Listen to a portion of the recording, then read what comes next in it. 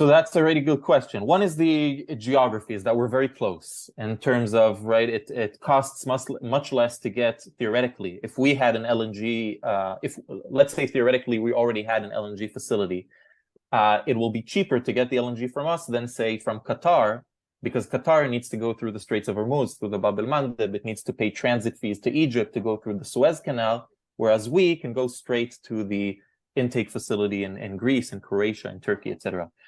Having said that, for that, you need to build an LNG facility, and that is expensive and that takes time. So even if Israel says, or Israeli developers, right, say Israel needs to go to LNG, well, there are a few options here. One is building an LNG facility in Israel. That's a problem because it takes shore space. It takes space on the seashore. And Israel has a big NIMBY problem, right? Not in my backyard. No one wants that LNG facility on their shoreline. We already have very limited shoreline. There's the military in Israel takes a big part of the shoreline for itself. So that's a problem. And so the next best thing is to use either Cyprus as where you put the LNG facility. But then there's the whole issue of Cyprus and Turkey. There's the whole also issue of Cyprus and Egypt, where Egypt wants to be the one that liquefies the gas. And that means that you can maybe put floating LNGs, basically a big ship that can liquefy the natural gas on the ship.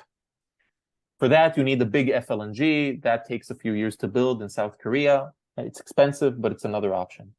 The best option, the most ideal option, is to use Egypt. Egypt already has 2 LNG facilities, Idku and Damietta. And technically, Israel can just export the gas to Egypt. Egypt liquefies it and it sells it to Europe. Right. There are a few problems with this. One is that these 2 facilities are already at capacity.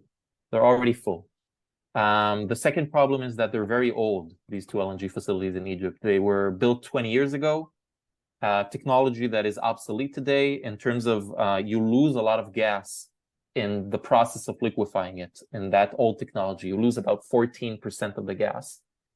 And the third problem is bottlenecks. Israel can't, the same pipelines that bring Israeli gas to Egypt are the same pipelines that Israel uses to bring the gas to itself. So during the summer, for example, when Israel needs a lot of gas for electricity, for all the air conditioning, because it's so hot, the pipeline is full and you can't bring more gas to Egypt. All of that means that if we want to use Egypt as the main hub for LNG to Europe, Egypt needs to build a 3rd LNG facility, a new one, and we need to build a pipeline directly, an underwater pipeline directly to Egypt. And not but do you see, like, which of these scenarios where Egypt which of these scenarios do you see as the most probable scenario?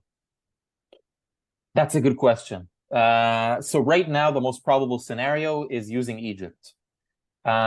It is the best scenario to kind of, because it's the cheapest and the most available, and it helps kind of understand the market and where it's heading.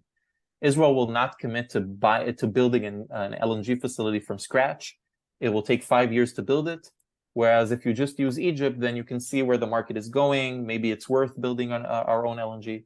And that's probably what's going to happen. Egypt is going to build a 3rd LNG. And maybe Israel will also use small FLNGs that are already in the market, and you can lease them for a year or 2. But they're much smaller in terms of capacity. They can do 1 BCM a year versus a land-based LNG that can do 12 BCM a year.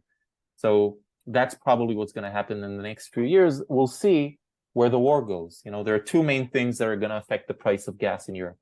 One is how long this war in Ukraine is going to continue and how and when it will end.